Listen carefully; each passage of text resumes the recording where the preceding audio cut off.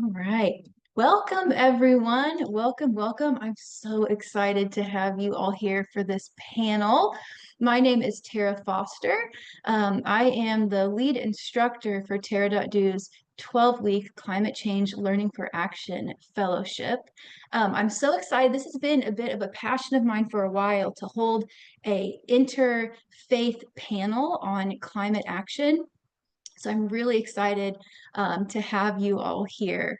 I've been encouraging folks as they join to please let us know where you're tuning in from. We are a global community here at Tara.do, so it's always fun to see where our guests are tuning into the call from. We have an amazing panel with us today, and it is it's my absolute pleasure and honor to introduce them all to you. And so I am going to go through our panel's bios, and then we're going to jump right into questions. We have a packed session today. So I have three structured questions that I'll ask each of our panelists. And then after that, we'll move into a question and answer section for the panel. And the way that Q&A will run is we're going to use the Zoom Q&A function. So please do share your chats with the Zoom Q&A function. So if you're looking at your computer screen, there should be a Zoom bar either at the top or the bottom of your screen. There should be a button that says Q&A. Please click that and submit your questions there for the last 20 to 30 minutes for the Q&A. And again, please share in the chat where you're tuning in from. I'll admit a couple more folks here, and now I'm going to get to our amazing panelists and their bios. So again, like I said, it's a packed, amazing panel. With us, we have Irene Woodard. Irene is a mother, grandmother, sister, and daughter. She is co-founder and active leader of the Shambhala Touching the Earth Collective. She became GreenFaith's first Buddhist Fellow and is vice chair of the board. On the Skylight Governing Council, she is a lifetime Kasung and Kado student and senior teacher in the Shambhala Buddhist tradition. We also have with us Fletcher Harper. Fletcher is a pioneer of the global religious environmental movement. He has helped spearhead the faith-based fossil fuel divestment movement, mobilizing tens of thousands of people of faith for climate marches and public actions, and built GreenFaith from a New Jersey-focused group into a global organization with staff in Africa, Asia, Europe, and the Americas. He co-founded SHINE, an international campaign that brings religious leaders together to achieve universal access to clean energy, and the Interfaith Rainforest Initiative. With us, we also have Nuhad Awad, and feel free, panelists, to give us a wave and a smile as I'm introducing you. Nuhad is the UMA for Earth campaigner and global outreach coordinator at Greenpeace MENA, celebrated for her profound contributions to climate activism and youth empowerment. She holds a Bachelor's of Science in Environmental Health and a Master's degree in Environmental Sciences with a concentration in environmental policy planning from the American University of Beirut. Nuhad's work spans national, regional, and international efforts to integrate climate resilience into social and economic systems, addressing systemic vulnerabilities, and advancing and advocating for sustainable development. We also have with us Dr. Miriella Goldsmith. Dr. Goldsmith is an environmental psychologist, educator, and activist. Mirella is an expert in how to change human behavior to solving environmental problems and building a sustainable future. She's the founder of the Jewish Earth Alliance, a national advocacy coalition raising a moral voice on climate change to the U.S. Congress. And last, but certainly not least, we have Vijay Indra Kadalabal. Vijay is a community educator and advocate affiliated with Hindus for Human Rights, with a deep commitment to environmental justice rooted in his work with Indigenous youth in India. His efforts center on promoting ecological sustainability, intergenerational equity, and pluralistic Hindu values that really honor the sacredness of the earth. Vijay brings a systems thinking approach to climate justice, emphasizing the intersection of spirituality, social equity, and environmental stewardship. What an amazing panel, am I right? So I could, give a little round of applause for our amazing panelists. Thank you so much for being here. So with that, I'm going to jump right into our first question. and we'll just get to it. So let's have this amazing conversation about faith and climate action. So our first question for our panelists: how does your faith tradition frame our relationship with the earth? And what responsibilities does your faith tradition place on individuals or communities in the face of the climate crisis? And we will start with Vijay, please.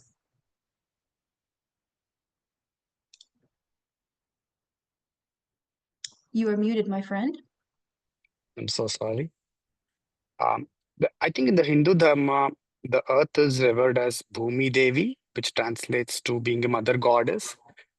Scriptures like the Rig Veda recognize earth's sacredness and the need to live in harmony with her. The concept of Vasudhaiva Kutumbakam, which translates to the world is one family, promotes a vision of interconnectedness and shared responsibility. Our responsibilities stem from the principles of dharma, which is duty, and ahimsa, which is non-violence.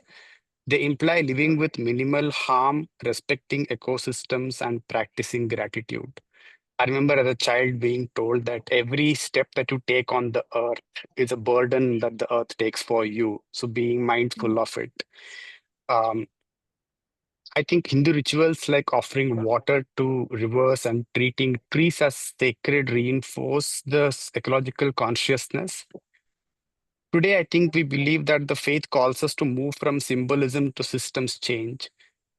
This can include embracing climate action in our community practices and challenging social hierarchies that perpetuate environmental injustice. Thank you, Vijay. Appreciate that. Dr. Goldsmith, what about you?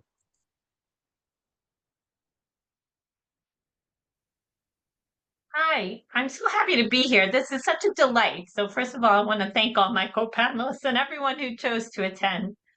Um, that's a big question, Tara. I thought I would start by talking about the Hebrew Bible and how the Hebrew Bible reflects the origins of the Jewish people in the land of Israel and reflects a life tied to the earth. And Judaism is really very, in its origin, before our exile, very place-based. My rabbi recently said something really interesting. We have very specific rules about what we can eat, and what we can't eat. And he said, just imagine how different those rules would be if we had started out in Alaska. And I thought, oh gosh, all the things that I'd be able to eat if we had started out in Alaska. But the main thing is that in the Hebrew Bible, it describes those pilgrimage holidays that we celebrated in ancient times. And they all had to do with working the land.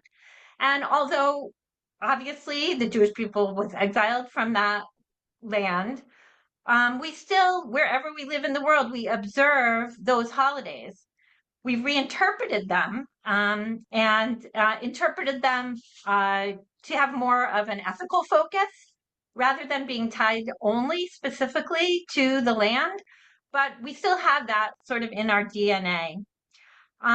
Recently, some rabbis here in the United States wrote a whole, basically, you could call it a legal opinion about sustainability and what is our responsibility to work for a sustainable earth. And they took as their point of departure the commandment that we accept, which says, Lo tohu yitzarta lashevet barata. That's in bara'a. I'm sorry, that's in Hebrew. And it means the one who made the earth did not create it to be chaos. It was made to be inhabited.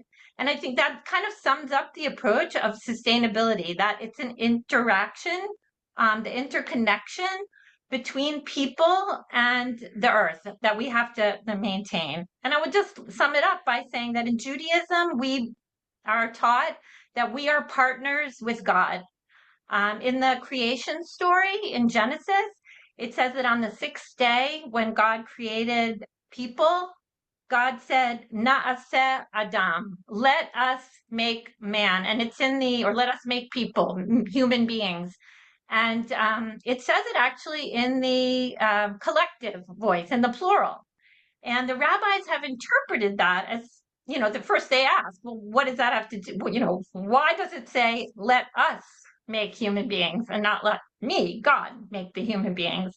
And what we're taught is that teaches that God was actually addressing the human being. And the idea is that from the get-go, human beings were responsible, being told we are responsible to do our part. It's really up to us, and God is just there to help us. So I think that really encapsulates the sense of responsibility for us that we are taught as Jews. Thank you, Dr. Goldsmith. I appreciate that. Nuad, what are your faith's thoughts on this earth stewardship concept? First of all, I would like to thank Terra.do for the invitation, Terra and all of the panelists. I'm glad to be with you. And also special thanks to Imam Safet Katovic. He's not with here today, but he's the one that, let's say, forwarded the invitation and shared it with me and other colleagues. And going back to your question, Tara, early on, my mother embedded in me the concept of environmental responsibility. I was a kid and we were at home. Her main concept don't use a lot of plastic and use a reusable bottle. Don't waste things. If we have thing that can be reused, reuse it. So it's like the upcycling now that's created. So she created my awareness of the individual impact on the environment and made me rethink of my action. And things as simple as why we shouldn't litter and it's important to preserve environment came from her understanding that our religion, Islam, invites us to care for this earth as amana. Also, as she taught me, my mom, that our relationship with earth is sacred and is rooted in the concept of khalifa. بسم الله الرحمن الرحيم قال إني جاعل في الأرض خليفة. So God had created us as his stewards. So khilafa is a stewardship. The translation of what I said is, remember when your Lord said to the angels, I'm going to place a successive human authority on earth. So it's our duty that's written in the Quran and from the verses of it and from the hadith of Prophet Muhammad that we are as Muslims. We need to preserve the balance of the natural world and pass it on to future generations. God has entrusted us with his creation, and we are responsible for safekeeping the planet that we live on. Prophet Muhammad, peace be upon him, was a role model of stewardship, balance, and wisdom. One of the examples of the Prophet's sustainable practices is the prophetic mad, al-mad in Arabic, and here I'm going to explain it. He instructed his companion to conserve water even at a flowing river. He said, the Prophet, what's extravagance? Sa'ad, one of his followers, answered, is there extravagance with water in ablution? So when we prepare for prayers, we do ablution. I'm not sure if it's wudu in Arabic, and it needs water, and people were using water to do their ablution. So the Prophet said, yes, even if you were on the banks of a flowing river, and he said that the amount of water that you need to do your preparation for prayers. So Islamic teaching establish a clear moral architecture for environmental ethics, stewardship, as mentioned, moderation, and prohibition of waste, which translate directly into modern sustainability metrics and all of the SDGs that we are working on. And how does this, the second part of the question, reflect to the climate crisis? Unfortunately, we are facing the climate crisis, and not all of us are facing it in the same way. Some countries are being affected more than others, and some communities within the same countries are more vulnerable and more affected. So climate crisis is real. It's happening and it's accelerating and threatening livelihoods and displacing families. And as temperature continue to rise, we must rise with purpose. So there is a Lebanese proverb, I'm from Lebanon, that says, one hand does not clap alone. So we need two hands to clap. So Muslim communities should take an active part in a global climate movement in line with their role as stewards of the earth and as an act of ibadah. Ibadah means following the religious traditions. Communities should go green. Mosques should be solar. Faith leaders need to be at the forefront of climate efforts. Islamic finance institutions should invest in renewable energy, and each one of us as individuals should change their unsustainable habits. The climate crisis is not only an environmental problem, it's spiritual, social, moral, and our faith that Allah asks us to be stewards and keep the balance and be wise had provided us with solutions that are rooted in compassion, in justice, in simplicity, and the care for creation. Thank you. Thank you, Nuad. I can see heads are nodding, people are smiling. It's a very powerful response. Thank you for sharing. Fletcher, tell us about your faith tradition and how they view environmental stewardship. Sure. Thanks. And it's really great to be with so many good colleagues. And thanks, Tara, for pulling us together. So I'm an Anglican Christian. And to me, as a Christian, there are sort of several key pieces. The first, I would say, is an attitude of respect. The creation story that Mirla referenced, makes it really clear from a Christian perspective that God is the creator of absolutely everything, and that our proper relationship to that is a sense of awe and wonder and as I said, respect. And while simple, I think it's extraordinarily important to let that settle in, because that attitude at a deep level is fundamental to a Christian understanding of why it is, what our relationship is to the environment. Following from that, you've got respect. I would say the second theme is protect. And I'm going to address this by talking about one of the most controversial passages of the Bible that Jews and Christians share, which is the end of or in the first chapter of Genesis, where God gives humanity dominion over the planet. And way too many fundamentalist Christians have misguidedly interpreted this passage as saying, well, we can do whatever we want, and it's essentially been a Christian version of drill, baby, drill. That could not be further from a proper and faithful understanding of this passage. The dominion that God gives is a dominion of care and of responsibility and of accountability. And we have enormous power on this planet. To deny that is short-sighted and naive. The question is, how do we use that influence, that power?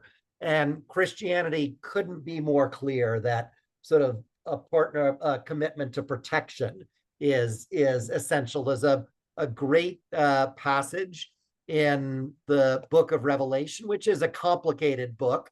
But in the 11th chapter of the book of Revelation, it reads, "The time has come for destroying those who destroy the earth." And that's a pretty firmly worded and clear summary of a Christian attitude towards this. I think the third element that I'd add in, which is more about mutuality, is a sense of deep kinship. We are in this together, and we are united in this through God in Christ. So there's some wonderful writing in Paul's letters that scholars have referred to as the cosmic Christ, where Christ, this sort of metaphysical force, manifest in part through Jesus of Nazareth, is actually the glue, the animating force that holds the entire universe together. Everything, things that are visible and invisible, Paul writes, And so there's this image that we're all held in being by a sacred force, and that we're all on the same process of being perfected or drawn towards our perfection by that same force. So that's a sort of a mystical theme. The final theme, which I'll mention, is one of justice.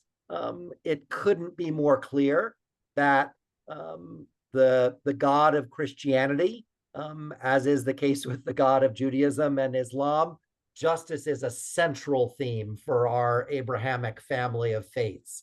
And because of that, Christians are responsible for making sure that we treat the environment and that we contribute to creating systems of government, of economic activity that treat the earth and all people justly and equitably. Anything else, no go.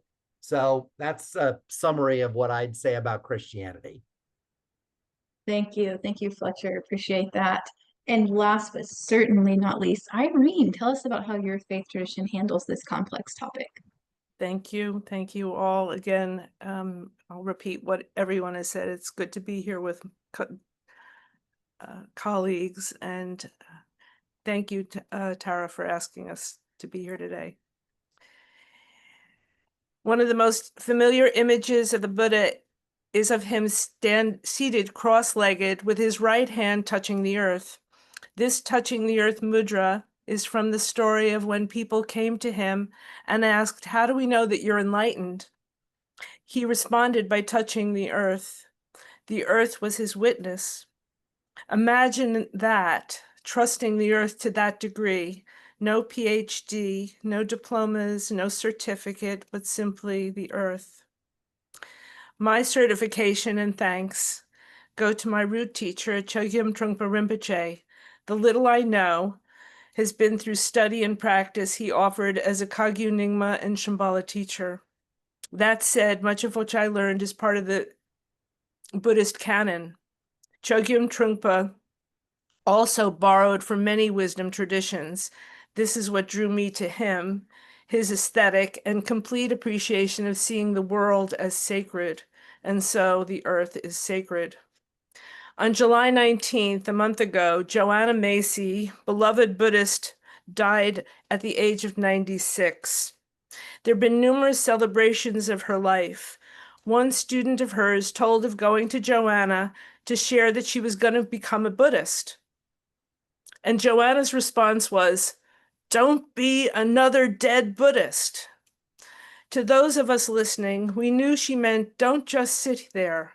Eventually get up off the cushion and be useful by compassionately relating with the suffering of the world. As a beginner Buddhist, and for the rest of our lives, we sit. And this is, in this simple way, we do no harm. And then we are able to get up and be in the world and do no harm, or at least do less harm. The responsibilities of my Buddhist faith places on individuals or communities in the face of the climate crisis are no different than the teachings have been for the last 2,600 years. We contemplate the Four Noble Truths, suffering, the cause of suffering, the end of suffering, and the path. We're aware of interdependence, and we practice the 6 paramitas: generosity, discipline, patience, exertion, meditation, and prajna, or wisdom. The responsibility we have when we sit down to meditate is to become familiar with our own mind and body. In our tradition, we keep our eyes open and we do not look away. We are curious about the situation. We learn to be gentle and fearless by sitting with ourselves. We slowly learn to see things as they are. As one of our slogans says, have confidence to go beyond hesitation. There will be hesitation, but we are reminded to go beyond it. I am fortunate my teacher Sakyong Mipam asked all his students to contemplate what our practice was for ourselves, for our communities, and for the world. I chose the earth. I wanted to help protect the earth. And in 2011, I found GreenFaith did the fellowship. In 2014, became a board member and helped found Shambhala Touching the Earth Collective. And for now, I am not a dead Buddhist. Thank you so much, Irene. Thank you so much. Thank you to all of our panelists. To be honest, I need to take a second to collect myself because I found myself moved to tears, actually. Recognizing, just sitting with and hearing the beauty of the interconnectedness of each of us having these diverse faith practices, but this common thread, you know, that we recognize. I also think that there's a lot of spaces where people don't feel comfortable sitting in this amount of diversity of faiths. And so they're not able to come together and recognize the interconnectedness, the things that we share.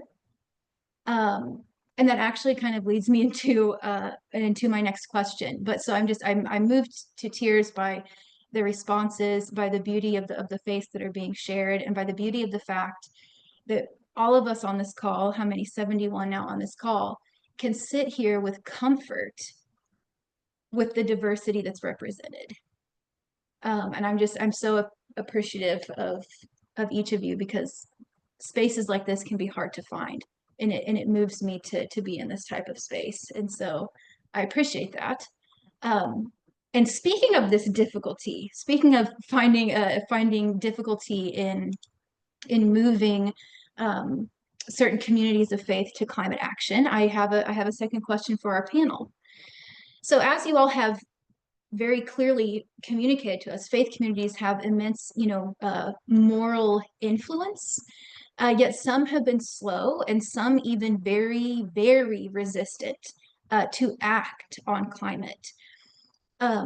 If this is relevant to you, if you find that your faith, some in your community are resistant to acting on climate, what do you feel like are the biggest barriers that you've seen within your faith tradition when it comes to embracing climate action? And how are you working to overcome those?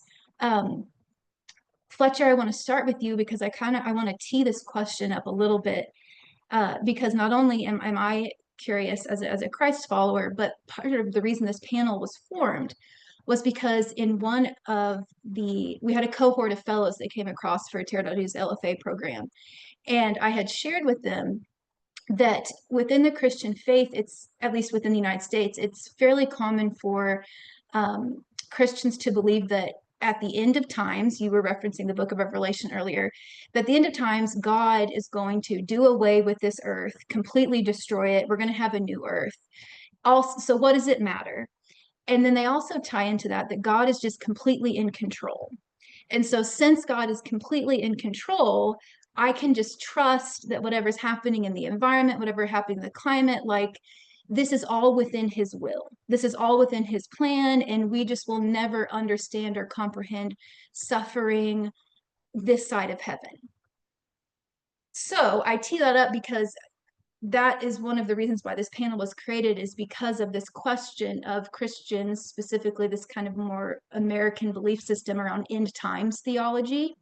I view that personally as a barrier to helping other Christians take action on climate, and fellows in the fellowship have been curious to answer that question. So I do want to start, Fletcher, with you there, of what are some barriers that you're seeing within your Christian faith, and how are we to overcome those barriers? Yeah, no, you've named a number of them, Tara, and I think it's also important, when we when we talk about this, for me, that kind of understanding of Christianity is repulsive, and I think that there's not enough acknowledgement of that really simple reality, because millions and millions and millions of people feel that any kind of religion that says, well, just, blow up the earth and the heck with it, it just couldn't be more hateful and destructive and ugly. So I think, I want to start there. So here's the thing. There's a biblical piece of the picture, which you named, Tara, which has been sort of for a long time, in a simplistic way, this sort of Christian understanding of how this story that we're all part of ends is that Jesus comes back to the earth, sort of beams up the followers that he loves and that love him up into the clouds somewhere. God pushes a button, blows up the planet, and Jesus and his buds head up into deep space somewhere. Now that's a bit crude, but that's essentially the sort of, now we don't have time now to get into a detailed analysis of the passages that are interpreted in that way, but I am here to say confidently that the direction of salvation from a Christian perspective, if you read the Bible carefully, is not up, up and away, but is actually towards the renewal and the bringing to perfection of the earth and human society in a seamless kind of way. The image of paradise in the Christian Bible is called the New Jerusalem. It's a city, the sign of the height of human culture and innovation and civilization, but it's a city with rivers flowing right down the main avenue and trees all over the place. So there's this big biblical misunderstanding, and I think it comes out of a lived human experience that, frankly, for millennia and still today, there are awful tragedies that are unexplainable. And when that happens, people look to make sense of that, because we can't, the one thing we can't live without is some meaning structure. And so people use this as a way of saying, well, it's God's will. Well, no, it's not. It's not God's will that people are suffering from hunger. It's not God's will that people are dying from horrible diseases. And it's not God's will that we're trashing the planet.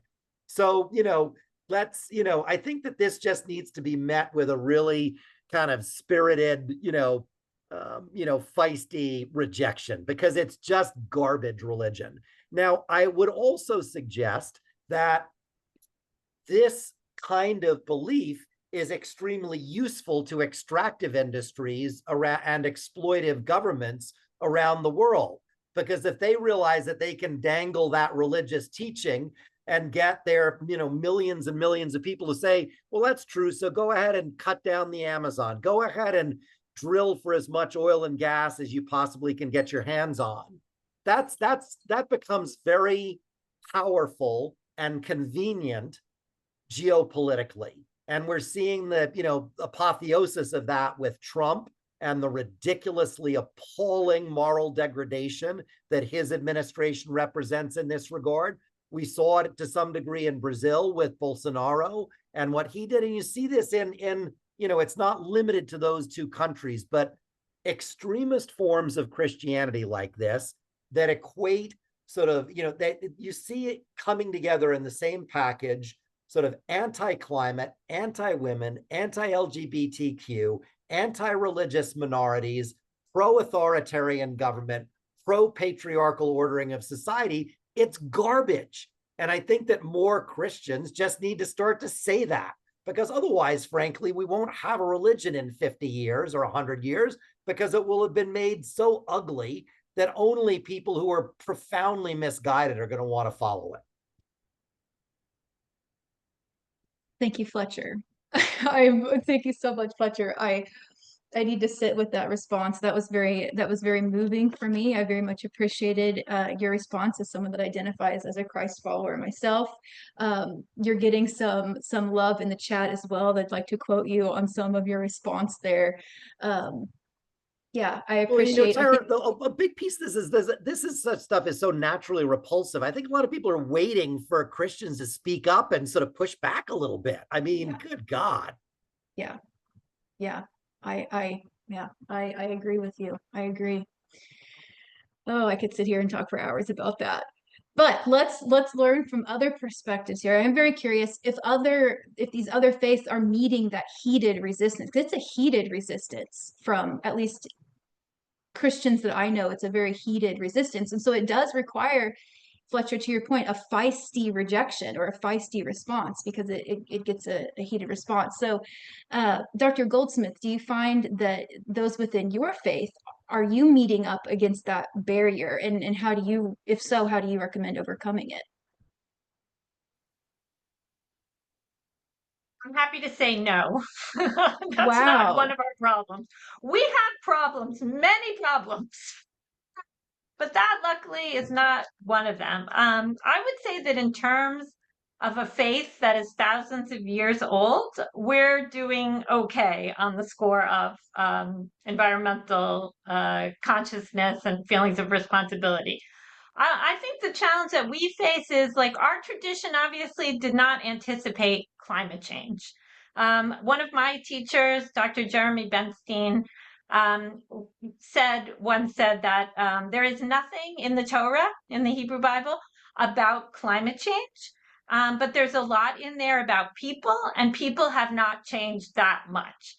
And I think that's why we feel that we can find inspiration and find something in there that relates to our current challenges.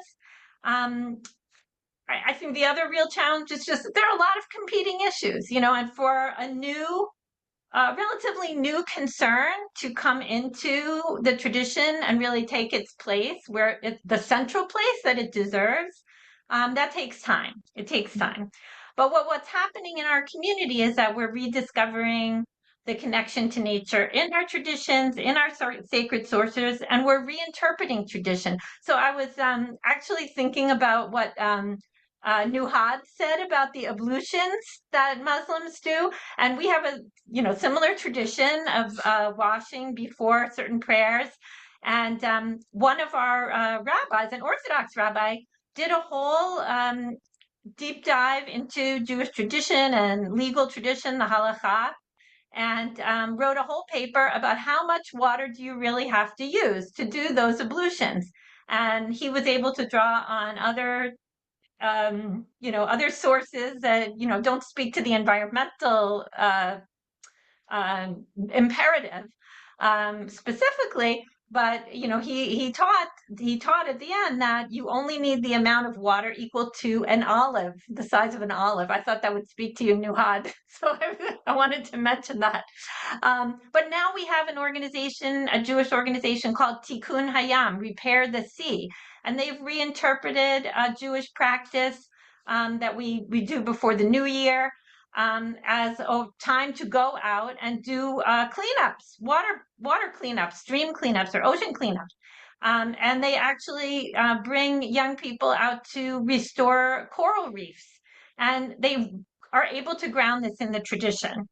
I'll just mention the one tradition that to me has been really exciting to explore. A number of years ago, we began to explore the biblical teaching of the seventh year, the Shemitah year. It's the year of release. And some of you may be familiar with that tradition, but there are several basic rules that are taught in the Bible about that. One is to let the land go fallow, so no agriculture for that year. And at the same time, to release all people from their debts. So if someone owes you money, you're supposed to forgive that debt, let it go, release it, let it go. And I won't go into all the details, but in exploring it, it really is a year dedicated to sustainability. And it shows the interconnection between social and environmental sustainability. You can't let the land lie fallow without finding a way to allow the people to survive. And we have thousands of years of traditions about how to actually put that into practice. Actually, even when we weren't practicing it, we were still talking about how could we make it a practice. That's something that we're rediscovering and trying to apply to our current challenges in terms of sustainability, the economy, and environmental sustainability. And we've had many, many initiatives pioneered over the last few years, and I felt like I just wanted to mention a couple of them, such as the Jewish Farmers Network. These are young people who have studied these rules, and they're trying to put them into practice in their farms. The Jewish Climate Leadership Coalition, that's trying to get our organizations to adopt renewable energy and reduce their energy use. Dayenu, which is advocacy for policies that will support these practices. And my own organization, Jewish Earth Alliance, we mobilize people to lobby Congress for sustainable policies. We just observed a Jewish day of Tisha B'Av and we had 400 Jews volunteering to participate in lobbying. So we're able to draw on these roots in our tradition, but reinterpret them and apply them to today's challenges. Thank you, Dr. Goldsmith. That's encouraging to hear. It's encouraging to hear that, your faith, you're not running into that heavy resistance. I also appreciate reinterpreting different traditions, kind of revisiting those. And also what you mentioned about helping others see that the climate crisis as a crisis, because it is competing with other crises, right? And that's something that just as humans we have to handle. But I think you touched on that in speaking to helping folks see the interconnectedness of climate change and with social systems, right? With all of these other sufferings that the world is going through. So hopeful, and I appreciate you sharing all of that. Nuad, do you find that those within your faith are resistant to acting on climate change? It's not resistant because, let's say, they are want to be resistant, but it is because they have other concerns. And in my answer here, I will be focusing on Muslim communities and specifically the MENA region. Our region is marked by ongoing multi-phase crises, wars, in some countries, limited civic spaces, socioeconomic concerns, and others. So one of the barriers is this separation between the religious identity and environmental awareness. And this also answers partially your question, Samrat. So the link is not there. So people know that it's their duty, but they don't link it to environment and make conserving the environment part of their religious duty. And even some religious leaders know that there are these verses, know that there is like hadith, even if it's doomsday, and you have a plantation planted. So he is giving hope and asking people to plant, even if it's the last day in your life. People know this, but they don't link it that it's their duty to do and work to preserve the environment. So this separation between religious identity and environmental awareness and responsibility, and as Reverend Fletcher was mentioning, for some people, when you ask them about climate change, they say it is a punishment from God. And others say it's a scientific issue. And others are, let's say, affected by some media that's linked to politicians and say it is not real. And it is the global north that wants to take our resources. And for some or a lot, it's not linked to morals. Yet, the Quran mentions the natural balance, stewardship, avoiding corruption. In many verses, he mentions corruption and links it to waste. Wisdom is mentioned and conservation of the word over and over again. Another challenge other than these is that people in the region are overwhelmed by the cost of living, by safety, and many other issues, power cuts, and the priorities as health issues. So let's say the last thing that comes to their minds is facing the climate crisis. While in reality, climate justice and social justice are two sides of the same coin. And this here comes our role as people working in civil society, addressing both. We need to do that because it's vital to create a more equitable and sustainable future for all of us.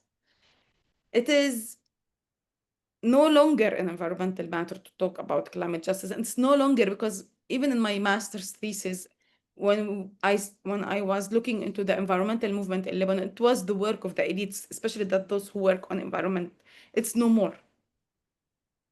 It is affecting our political world, our social world, our economic situation, especially in the MENA region where climate impact is having direct effect on our existing ecosystem. And according to the IPCC report, the MENA region itself will face double the amount of rising temperature. So for example, if the world raised 4 degrees, the MENA region will raise 8 degrees. And this will be linked to more disasters, will be linked to more water shortage, to more sea level rising and all of the adverse effect of climate change that I assume most of you know. And a third and let's say the last obstacle I'm going to talk on in this call is the lack of education and awareness. So starting from schools, the focus on environmental issues is lacking. Even in the higher education of imams as faith leaders, you cannot find environmental component in their curriculum. Mosques as community centers rarely work in environmental awareness. Although in some countries in Europe, I've seen them successfully doing this by having community gardens, and when we added as Ummah for Earth 120 panels on Glasgow Central Mosque, it had a ripple effect within the community, especially when the Imam does a Friday sermon related to that. So people go forward in depending more on renewable energy. And unfortunately, in many of these countries, there is lack of resources to implement environmental initiatives, access to internet, access to funding, access to capacity building, access to knowledge, all of the reasons that you can mention, especially for youth. And this is why when we try saying like they need the same access, and we need to empower global youth, global South youth, to be able to be present in environmental international conferences as COPs. Ummah for Earth, that I'm part of, is a growing global faith-based climate alliance founded in response to the climate crisis affecting Muslim communities. We bring together young change makers, religious leaders, individual experts, cultural influencers, and community groups and organizations to develop just and sustainable solutions collaboratively. We started in 2020 as 5 organizations. Currently in 2025, we are 53 individual and organizational allies. We are 37 organizations and 16 individual allies. We seek to show how Muslim culture and values are important guiding light for a more sustainable future, while we amplify Muslim youth's voices in the climate conservation. We work on 3 main levels: advocacy for policy change, education and awareness, one of the obstacles that I was mentioning, and community-led initiatives. I'm going to only give one example due to time constraints from each domain. One of our advocacy for policy change was back in 2020 when we launched the Green Mosque Initiative report during COP26 in Glasgow to highlight the role of mosques and the Muslim communities in promoting sustainable living and addressing climate change. It took 10 mosques as case studies and showed the importance of solarizing them on environmental by saying that this will lower the CO2 emissions by XYZ, social by showing that this will create green jobs by this number, and financial levels by saying that this will lower the energy bills by this number and will affect the economy by this. And this included also installation of solar panels on Glasgow Central Mosque. I've mentioned also a few minutes ago. From the education part, we have the Green Ramadan and Hajj campaigns. In 2020, we developed the Green Guide for Hajj and Umrah to promote environmental responsible practices during Hajj and beyond. The guide was translated to 9 languages. First, we did it in English and Arabic. In 2022, we did it in Indonesian and Malay. And this year, we did it in 5 new languages. And we launched it locally in Nigeria, Pakistan, and Morocco and Canada. And we launched it as one global event in the House of Commons in UK. Also in Ramadan in 20 and 2022, we focused on collective action and impact through gamification to mobilize young urban Muslims around sustainable worship practices. And Ramadan is the fasting month for Muslims, and Hajj is the name of the pilgrim of Muslims that happen once per year, but we do Umrah on a monthly basis. In 2023, the Alliance translated and disseminated a guide to an eco-conscious Ramadan developed by our ally Bahu Trust, mainly Kamran Shehzad, to connect and inspire Muslims to worship sustainability during the holy month using Ramadan as a catalyst for a more eco-conscious life. And I'm going to end it by our community-led initiatives. While we held 2 climate marches in Jordan, led by our ally Green Generation Foundation, for 3 days, people goes, youth mainly, from Amman, the capital of Jordan, to Al-Aqaba. And in these 3 days, there is workshops and awareness. Also, we did 2 reforestation projects in Jordan that they took parallel ahead of COPs each and every year. And also we had a United for Climate Justice ship tour in Egypt ahead of COP that was held in Sharm el-Sheikh. Thank you.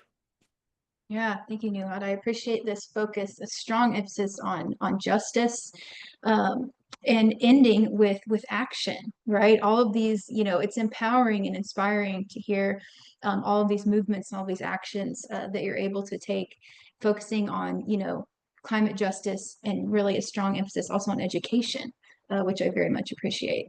So thank you so much. Irene, is there resistance within your faith community towards taking climate action? Yes, sadly, there is resistance. A lot of it is in silence. So I have a prepared paper here that I'm going to read, but first I just want to say thank you, Reverend Fletcher, for being such a great mentor. I'm just continually inspired by you, by your fire. It's the reason I got involved with GreenFaith was because of you individually. So thank you so very much for your impassioned speech today. Thank you so much. Buddhists describe the three obstacles or barriers to waking up as passion, aggression, and ignorance. The one that figures greatest in my mind is ignorance. People are simply unaware of what the results of their actions will be.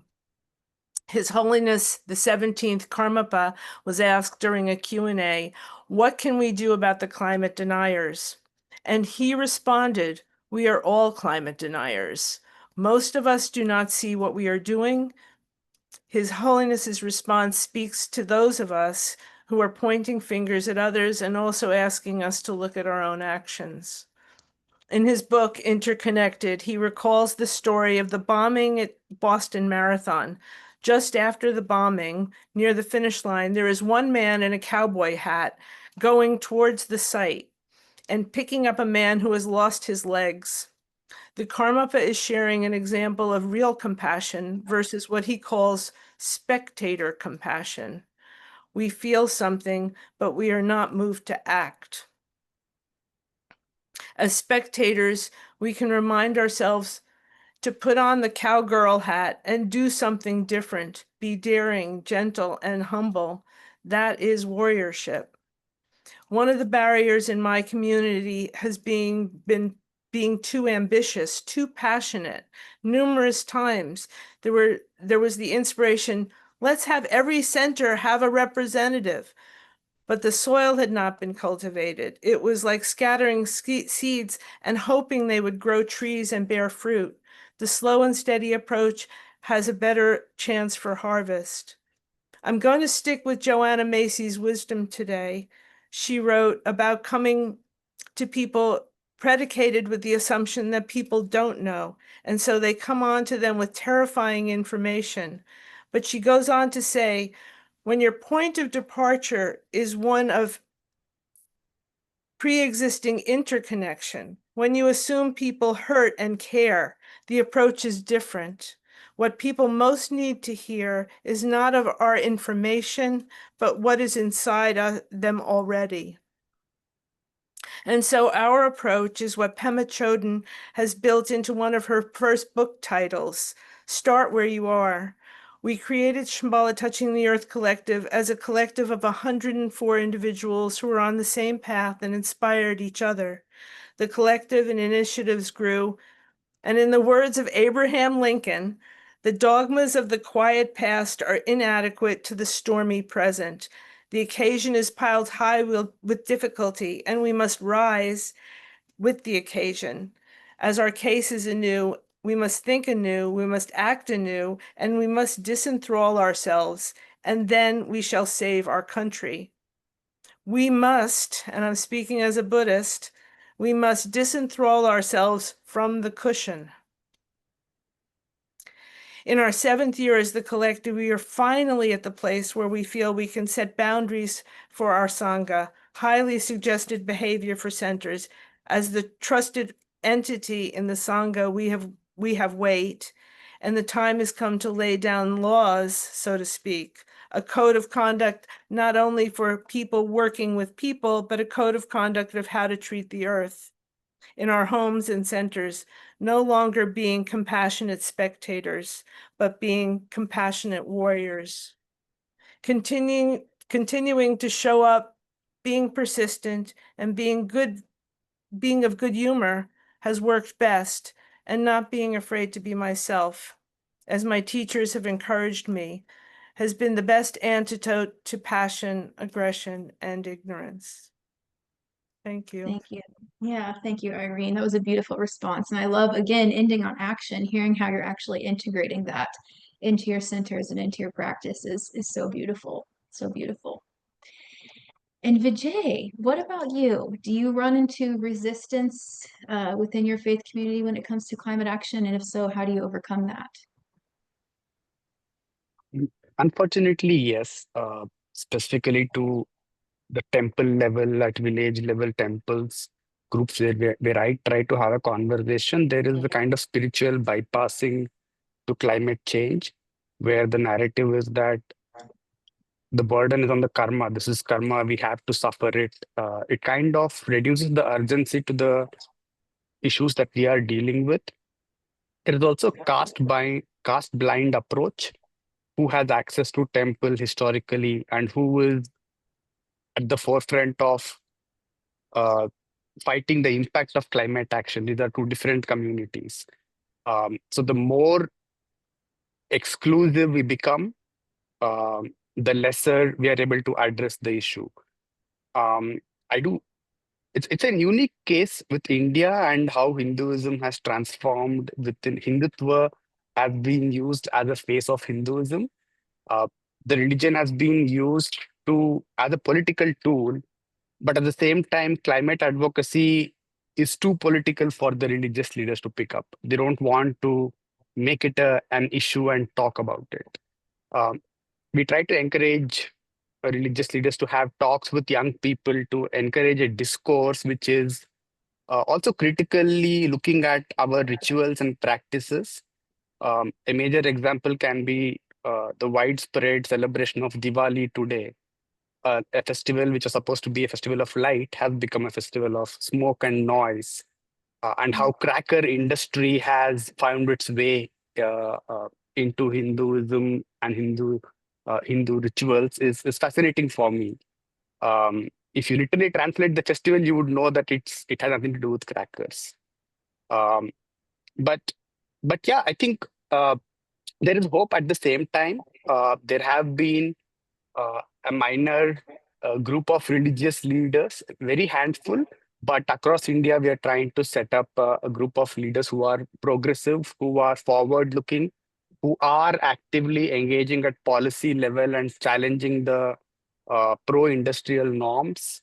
I would like to quote Matra Sadan, who have been our partners for Hindus for Human Rights at many events. Their religious leaders go on fast unto death uh, till their demand is that illegal sand mining in the river basin of Ganges, the river Ganga, need to be addressed. And they have lost many of their religious leaders to this movement. But to be able to cite examples like this gives me a lot of hope that there are people who actually believe that Earth is divine and we need to take care of it. Um, there has been also some movement in terms of addressing caste blind approaches. There have been temple committees which are trying to expand their membership base beyond traditional upper caste Hindus. There have been farmers being actively consulted with to be part of temple committees and see how can rituals around celebrations of harvest festivals be more inclusive and be more farmer friendly, be more ecologically friendly. But there is definitely a major need to have interfaith and intergenerational dialogues, to encourage critical discourse, to encourage debates in temple circles. The temple debate culture has been lost. We need to redefine it. And I also continuously engage with youth groups and community centers where we talk about climate education and how temples can actually become agents who advocate climate action, not just as a community base, but also as someone who is a direct stakeholder in implementing certain pro-community legislations. We have been able to build partnerships at Hindus for Human Rights with progressive voices. There have been allies in the diaspora, Sadhana group. There have been Dalit and Bahujan and Adivasi members who are part of our board, who kind of help us devise a decade-long plan on how do we embed climate into our budget, climate action into our budget at Hindus for Human Rights. But I would like to see more proactiveness from practicing Hindus to be able to recognize that we are in a state of emergency. Thank you, Vijay. I appreciate that. I appreciate the candidness from each of you when there was resistance for sharing about that. And also similar to Vijay, kind of ending when you ended on hope or action or what needs to be done. So I appreciate everyone's candidness in answering that question. I think I'm going to change up the order a little bit. I'm going to check out some of the questions that were submitted in the Zoom Q&A, and then I think I'll come back if we have time at the end to end with my last planned question, which is what we need for the future. But I'm kind of curious to see what folks are thinking. So everyone on the call, if you do have a question, please do submit it through the Zoom Q&A function at the bottom, wherever you see your Zoom bar, whether it's the bottom or the top of your screen. There's going to be a little box that says Q&A, and that's where you can submit your question. We likely won't have time to get to all of the questions, but I'm going to do my best to read through some of these and kind of combine them and do my best to get these answered. I think I can combine two, and this is going to be for Fletcher. From a Christian perspective, trying to increase engagement in climate among evangelical Christians, you're going to have this balance of like this perceived conflict between science and biblical teachings. There's also going to be this conflict or this balance between, if I'm trying to get someone to act on climate, do I want to attempt to change their thoughts on theology and their interpretation of Genesis, for example, or their interpretation of, the scriptures in Revelation? Or do I want to try and focus on commonly held viewpoints and trying to tie them to climate? So how much of the conversation should be focused on, gosh, I need to help you completely re-understand how you're interpreting and what the context of those scriptures were, versus, okay, I'm going to leave your theology where it is. I'm not going to attempt to change how you interpret a certain passage. I'm just going to try and help you see how what you do believe is tied to climate. So how do you balance all of that in a conversation? Yeah, no, it's a good question. It's a really important one. I think so first, I think that, and I'm going to become a little bit repetitive here, but this is what I believe. I think first of all, you need multifaceted approach.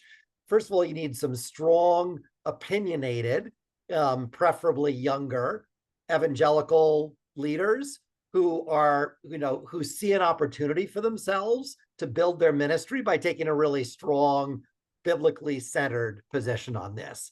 I think that so that's one piece. There's no substitute for evangelicals speaking to their own community. And those folks are out there. And I think that we have to be realistic here. One of the things that religious leaders want is to build a large following. This offers a real opportunity to do that. And we need to find ways to support emerging evangelical voices that want to do that. So I think that's one piece, sort of make the case unapologetically. And, I think that the science versus religion thing is, it's still there, don't get me wrong, but the case is so strong from the Bible that you almost can sidestep the science thing by just making it clear. Then the other thing that I think is essential is lifting up the voices and the stories both of people, evangelicals, who've lost their homes because of all of this unbelievably disastrous weather and these severe weather impacts that start hitting people and floods and stuff like that. So that people are talking about what they've suffered and what they've lost, because that, that touches people. And then the second piece is, the Inflation Reduction Act, had created, as of this past January, 400,000 clean energy jobs. So we need to hear from, I guarantee you that a good number of those 400,000 jobs were held by evangelical Christians. So we need to hear from them, and we need to hear from them not just about, oh, it's, I'm a tree hugger. That's not the point. It's like, I'm proud of the job that I'm doing, building a better future, using my God-given brain and hands to sort of make a better world. And why is the need to sort of denigrate this and demonize it and act like it's just evil? I mean, I think we need to, so I think that we need to find much more creative ways of elevating evangelical voices on this. They won't sound like me. I'm not an evangelical. I mean, I consider in the technical use of that term, I consider myself one, but I'm not, there's a cultural thing here. The book review that one of your listeners posted in the chat, I think, was really insightful. There's been a long history of good, evangelical care for creation. It's out there.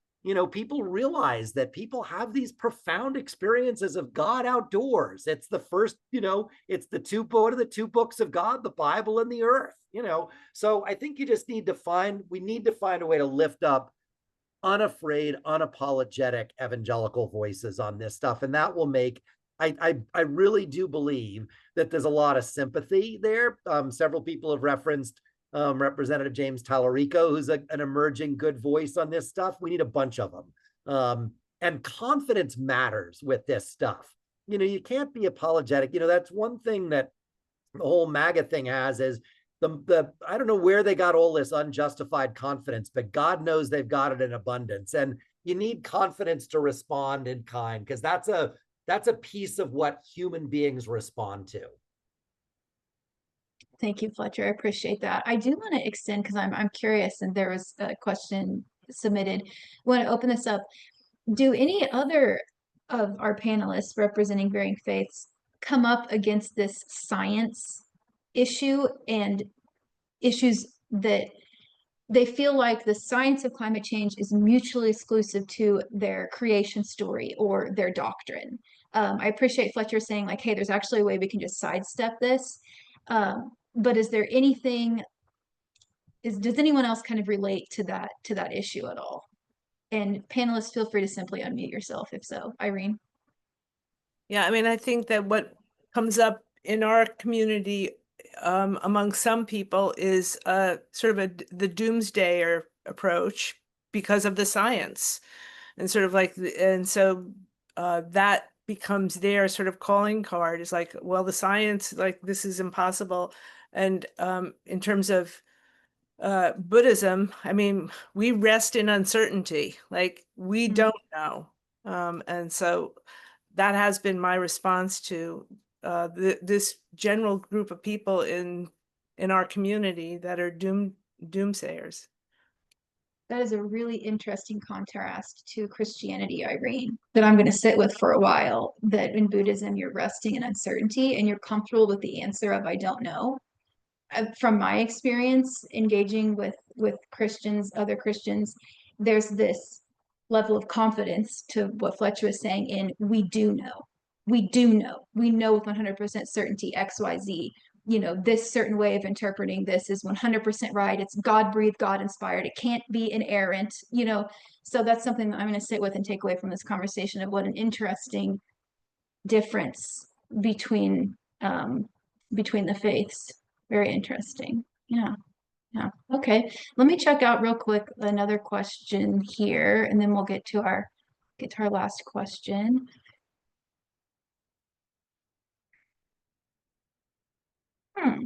Let's see. Vijay, I think this touches on what you were beginning to speak to. It sounds like, so the question is for Hinduism practices where a lot of milk, water, food, etc., is wasted in the name of worshiping God. Why not the temple's management? Why aren't they doing something about it, or what can be done to educate people on this waste? I think it's a very, very interesting and valid point. There have been multiple mainstream movies trying to highlight it as well. I think we forget that our rituals need to be revisited. Everything is in a context. If we are living a tradition, if you're so touchy about traditions that even a suggestion of a reform touches us, then that's the problem in itself. That's where debates in temple vicinity needs to be encouraged. You need to get young people who care about uh, environment as well as who are curious about the religion to come and challenge the age-old practices. I absolutely see nothing can convince me that wasting millions of liters of milk in a temple where we are not able to feed most of our country. So it just is appalling. But what I also observe is that when religion is the tool for you to get political power, then you start making mythology as history.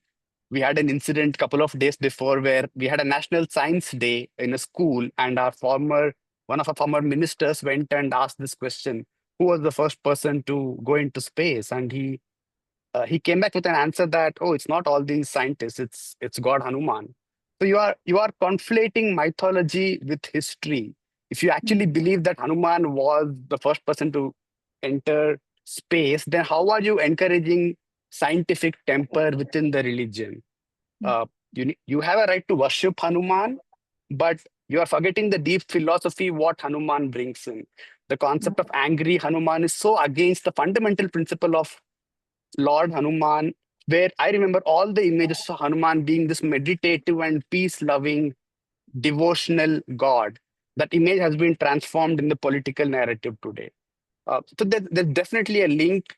As we move towards more authoritative regimes, they have an incentive to convert mythology into history, and the masses like us need to be aware of this and resist this. That hey, this is not Hinduism. Don't confuse science with religion. They can coexist. They should coexist. Let's bring back the culture of debates. The only way to challenge this is debating within the temple vicinities. It will be hard. It will be confrontational initially, but that is the only way forward. The priests need to answer some tough questions towards the younger generation, at least. If they want the younger generation to follow the religion, then definitely. Thank you, Vijay. There's so much there, and I can see the comments. The comments are going crazy as well. There's so much that could be unpacked. They're like a whole nother session. But again, I see parallels here of, focusing on one attribute of God, right, or whomever you're worshiping, at the expense of the majority of your sacred texts pointing to an all-loving and all, empathetic, a God. So that's very interesting to me.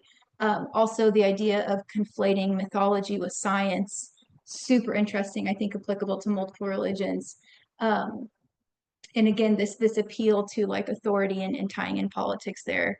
Lots of interesting things that you share. And I definitely agree. As a biologist, I agree that science and faith, they're not mutually exclusive. They're actually very complementary to each other and can be beautiful, beautiful when married together. All right. Okay. Well, I'm going to go back to our planned agenda here. My closing question. Let me remind myself of what it is. Just a moment here. I'm getting lost in this amazing conversation. Oh yeah. Okay. So this is a great way. This is a great way to round us out here. So last structured question here is looking ahead. Looking ahead. What gives you hope? So I think a lot of you have really addressed that in talking about different actions that you're taking. Definitely some empowering insights in your answers. But what's giving you hope?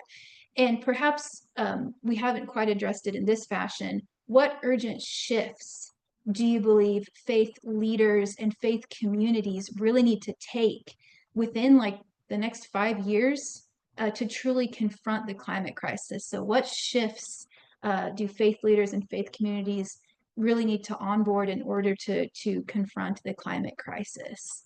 And let's see, we will start with Dr. Goldsmith. We haven't heard from you in a second. What do you have to say? Well, first I wanted to say that it's a really good question to ask about hope. As an environmental psychologist, I know there's a lot of research that shows that people are very overwhelmed by the climate crisis, by the, general environmental crisis. And they feel like they can't do anything, like how can they as individuals really make a difference? So it's really important to talk about hope. I personally had an experience that brought this home with me. I gave an environmental justice tour to a group of Jewish teenagers, and we ended up, we were in New York City, and we ended up in Harlem overlooking the Hudson River. And to make a long story short, I explained to them how the Hudson River used to be so polluted that no one could swim in it and nothing could live in it.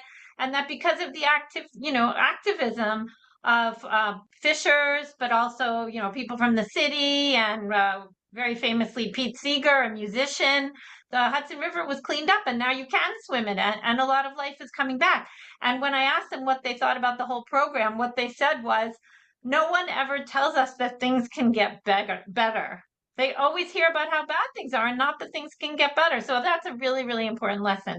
I just want to mention a project that I'm involved in just because I think it's so exciting and it's giving me a lot of hope. It's called Sacred Grounds and it's part of the National Wildlife Federation. So first of all, it's a partnership between a science-based conservation organization and with communities of faith.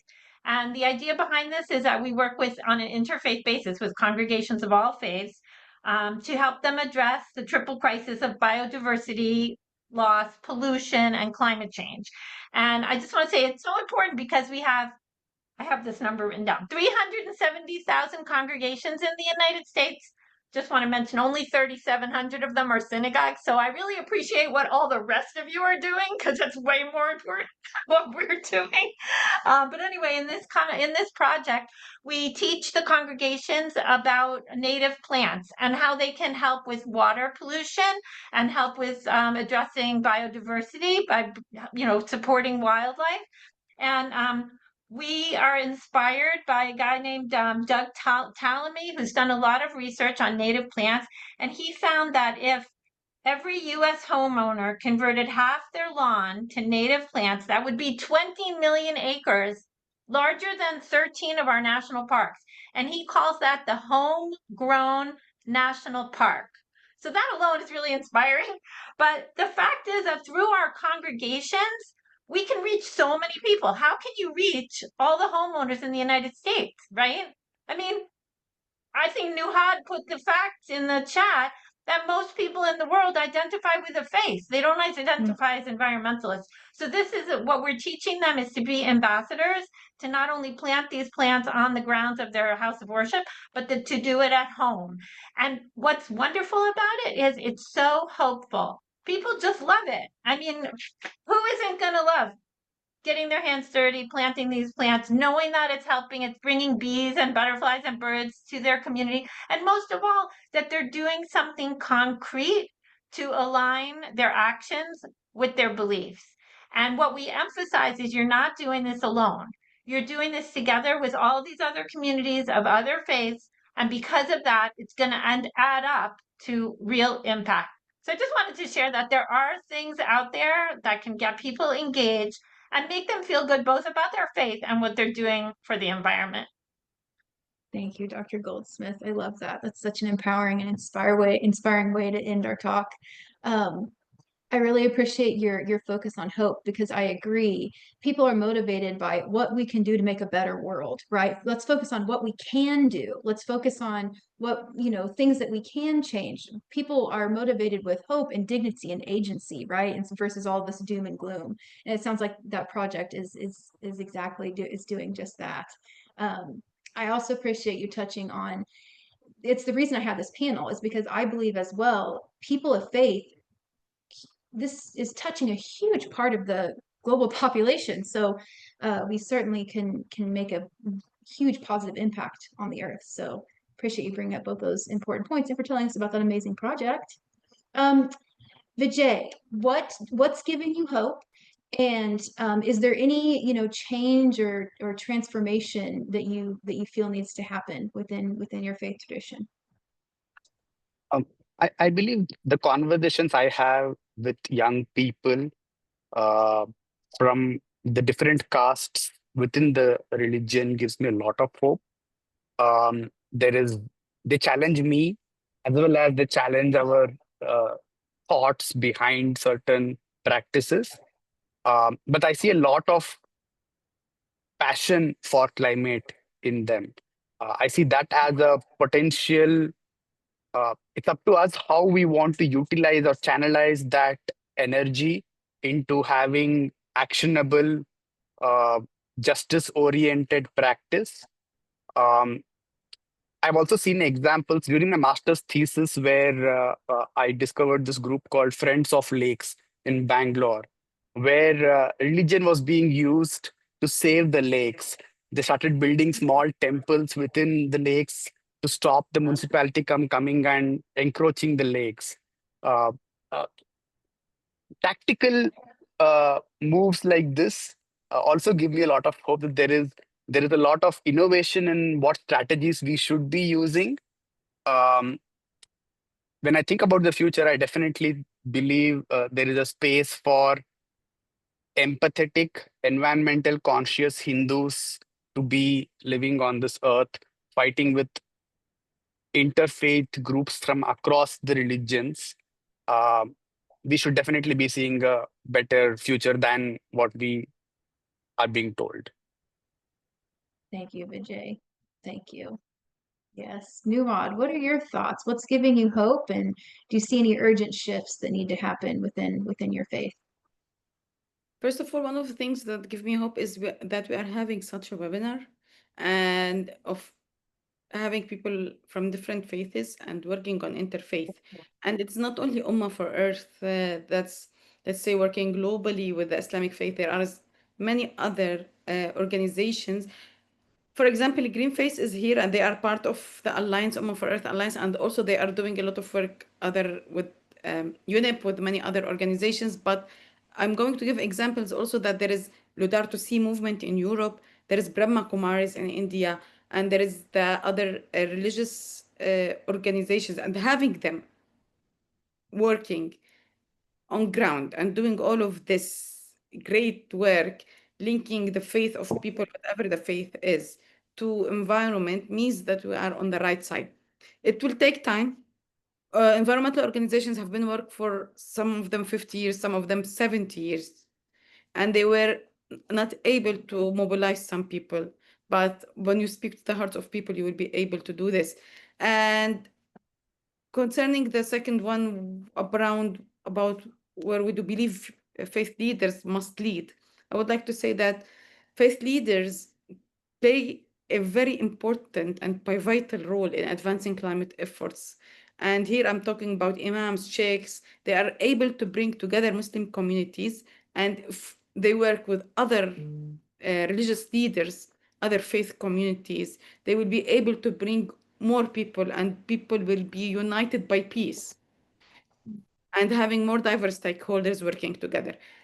They need to, and here one of the people were mentioning around fossil fuels. Yes, faith leaders need to advocate for global phase out of fossil fuels. And here maybe Reverend Fletcher knows that Ummah for Earth is also part of the fossil fuel proliferation treaty, and he's like one of the hard core people working on that. So this transition need to be just and fair, and we will need to work.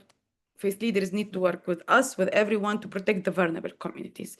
Also, faith leaders can promote and should promote Islamic finance instruments such as Green Sukuk, Waqf-based funds to finance renewable energy adaptation, community resilience project. And there are many financial institutions that we and religious leaders can work with to scale up ethical, interest-free climate finance that serves the public good and avoids exploitation.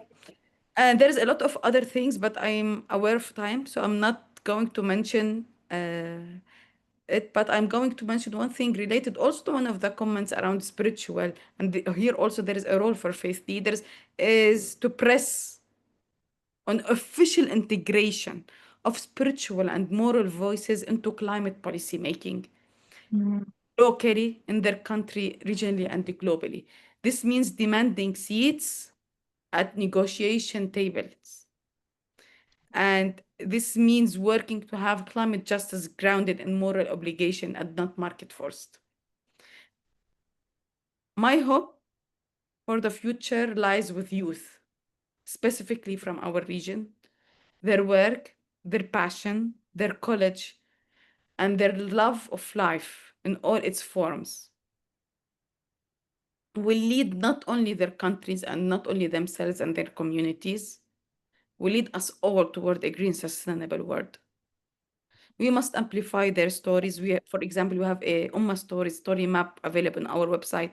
We need to celebrate their work, and we need to demand more space, support, and recognition for youth-led climate action. Thank you. Thank you, Nuad. I appreciate that. I also appreciate you bringing up such complex topics like policy and climate finance. They're certainly deserving of our attention, definitely. Okay, Irene, what do you see? What's giving you hope, and are there any shifts needed? And then Fletcher, you'll be closing us out. Thank you. Buddhists have a difficult time, or there's around the word hope, but so I'm not going to sort of go into that whole wordy thing. But there are things that truly inspire me, and I would say top of the line is ritual at this point. I've begun to do an outdoor ritual. I try to do it each day. It's a short 2-minute outdoor smoke offering. And I started doing this at a retreat in November, and I've continued to keep it up. So I think that is one thing. I also want to lift up individuals that I go to when I am feeling miserable. And Rebecca Solnit, who has been is a giant, and only after I read several of her books did I find out that she was a Buddhist, a badass Buddhist, somebody who speaks the truth and always has something fresh to say. I adore her, and so I have to read this straight from her latest book, From No Straight Road Takes You There, her latest one. You may need to grieve or scream or take time off. You may have a role no matter what. And right now, good friends and good principles are worth gathering in. Remember what you love. Remember what loves you. Remember in this tide of hate what love is. The pain you feel is because of what you love. There's no alternative to persevering, and that does not require you to feel good.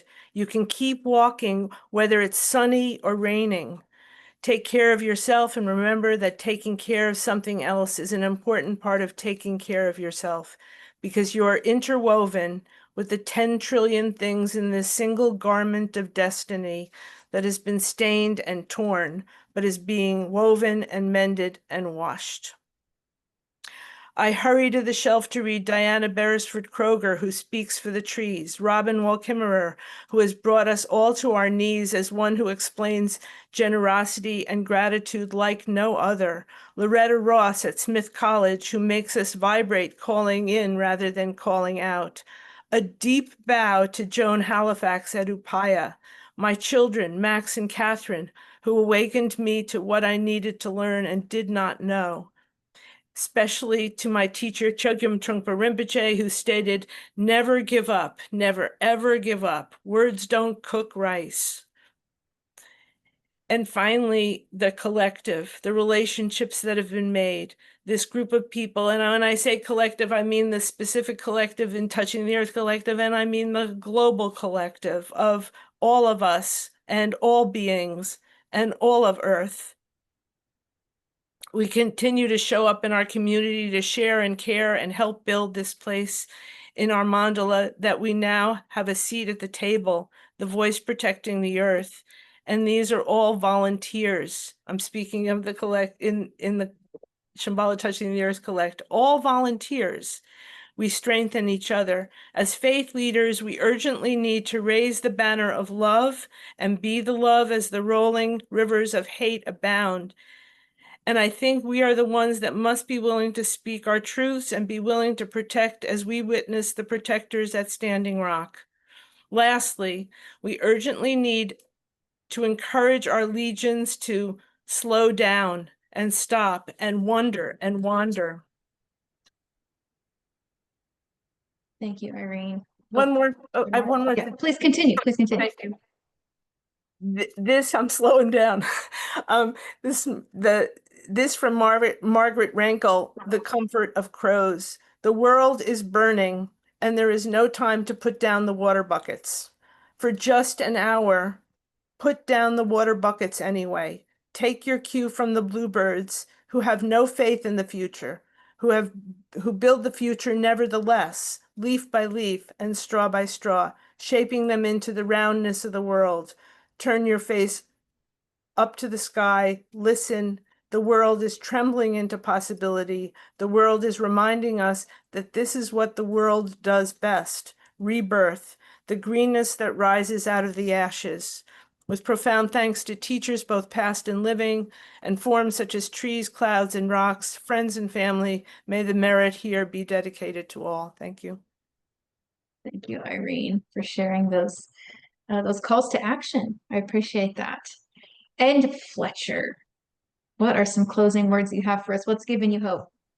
I'll go really short because I can't match what Irene just shared. I mean, what gives me hope is this sort of constant proliferation of movements for action on climate. I mean, I just think it's, I loved Irene's quote earlier about don't be a dead Buddhist. There's clearly a lot of people who are awake, and that's what I mean, I'm sort of an angry old New Yorker kind of thing. So that's what gives me hope. And that's what works for me. I just think we have to keep fighting this, because be honest, not just because I think that's how stuff gets done, but if we don't, then it's almost impossible not to get depressed. So it's, got to stay agitated. Thank you, Fletcher. We talked a lot in the Learning for Action Fellowship about how we can use emotions that are difficult to sit with and oftentimes labeled as negative, but how we can actually use those to fuel action, right? And fuel empowerment. So I appreciate all of our panelists today. I appreciate all of you for joining us for this 90 minutes that was just packed with such amazing insights from our panelists. Again, I really appreciate each and every one of you, all of you on the call. I'm so happy that we could come together in this space and sit and hear diverse opinions, really embrace the diversity that's represented in the world and on this panel. And so I like to always end all of my spaces with just letting all of you know that you have so much, you're so loved, you're already worthy. There's nothing more you have to do. You don't have to, there's nothing more you have to deserve, right? When we're in the climate space, so many of my fellows are constantly feeling like they're never enough. They're not doing enough. You're enough. You're worthy. You're loved. Your mind matters. Your voice matters. I'm so happy that you joined us today. So I like to leave everyone with those closing thoughts. And with that, I will stop our recording here.